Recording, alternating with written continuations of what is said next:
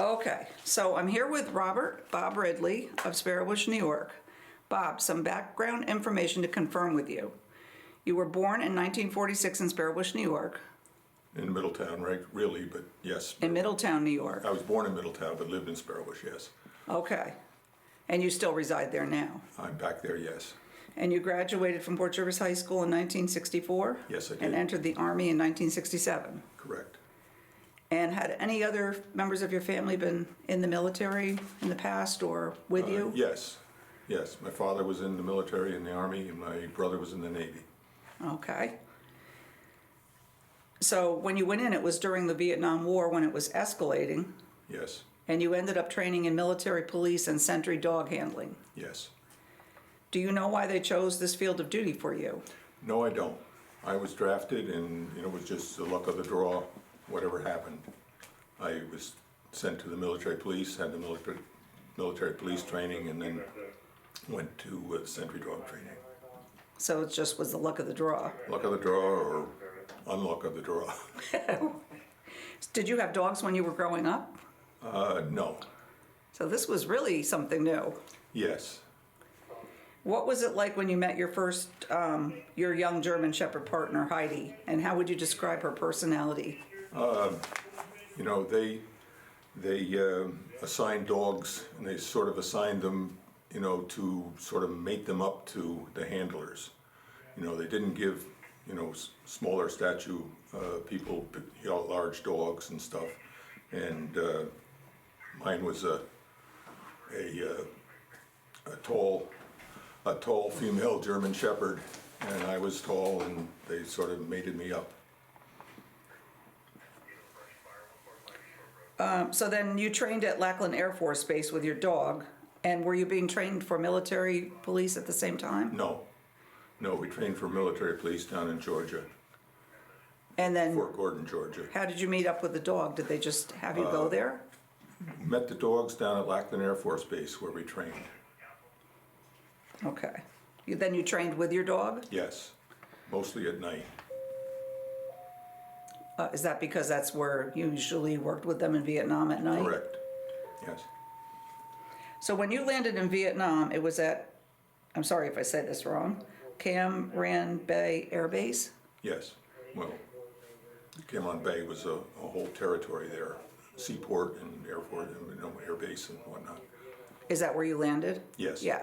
That's where our base of operation was out of. Okay. And did you know anyone there that could have told you anything that would be ahead in your coming months? Not really, because we went over as a company, 981st Military Police Company. We formed a company and went over as a company and landed in Cam Ranh Bay, and then we split up in platoons in the country, you know, north, south, and whatnot. So didn't know where we were going or what after we got there for a while. So you were just a young guy in in a country. Yep. So were there other dogs and dog handlers that you worked with in Vietnam that you knew, or?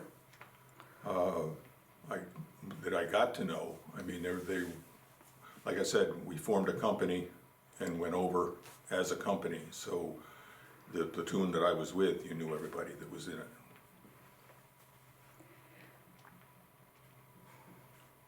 Your dog's sense of smell, hearing, and natural instinct alerted while you were patrolling for Sentry, right? Yes. And what did the Sentry dog do to alert you when it sensed danger? So I mean, you're patrolling, and then what happens? Yeah, well, we didn't. Well, we were sentry dogs. It was more guarding rather than, you know, patrolling. We were patrolling guard stations at different places, and the dogs were trained to alert on humans. You know, and you had to tell the difference between, you know, a rabbit and a squirrel and a human and whatnot. So there were sort of different alerts, and you and your dog had to differentiate between what was what. Wow, probably on a split moments decisions too. Yeah, pretty much, yes. So did it have different ways to alert you if it was, or was just communication between the two of you? Yes, just be, between the handler and the dog. We trained together and. You knew what to do. It was a one-man, one-dog, operation. I couldn't operate anybody else's dog, they couldn't, work with mine. Did a canine alert usually cause like the enemy to fire, or did it scare the enemy away? Mostly scared them away. And I was reading that there were bounties on handlers and their dogs because the enemy was so afraid of them. Did you know of any on you? Not at the time, no, fortunately, There probably were some, right? I imagine. Speaking of the alerts, my dog actually would alert differently to a Vietnamese than American, or non-Vietnamese, I should say. Wow. And So it could tell. Definitely. Wow. So Heidi's actions in war helped to save your life and the lives of others during your time with her. Can you tell me anything about any times you remembered where she and you together may have contributed to saving people? Not really. The dogs that I worked with, they were more like a lighthouse and your stuff. You didn't know exactly what all ships they saved, and you didn't know what all they prevented, because people knew where they were and were not really too interested in letting them loose on them. So it was your dog was keeping them from advancing. So I believe so, When they yes. left, you didn't know. Correct. Okay. Were either of you ever wounded? No. Thank goodness. So since 2000, the dog handlers, I'm told now, are allowed to bring their dog back home with them in many cases.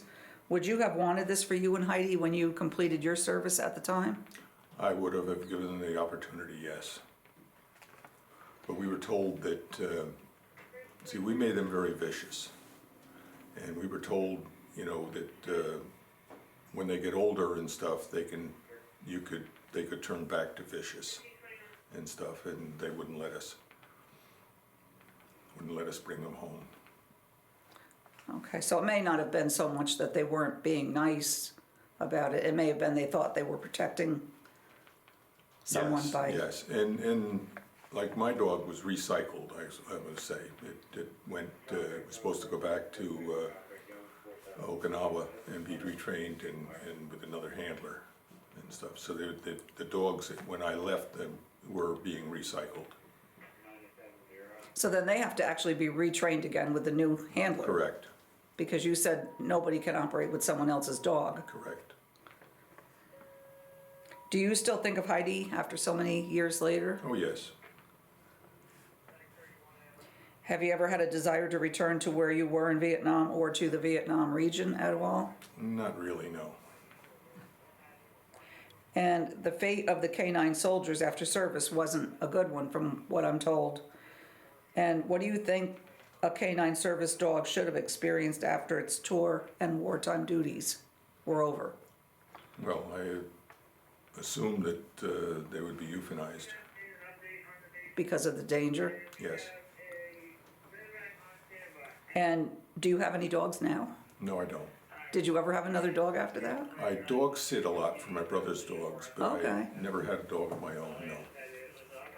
A one dog man. Yes.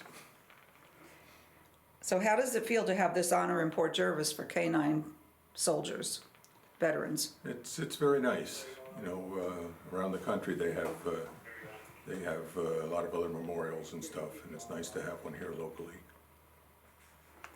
And when you look back over your service years, is there anything that you would have changed or that you think people should know about military service and war and even dog handling?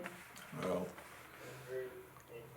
not really. See, I didn't, when we started out, I said I was, drafted and pretty much didn't have a choice into where I went or anything. So today everybody is volunteering and stuff, so I assume that they know what they're getting into.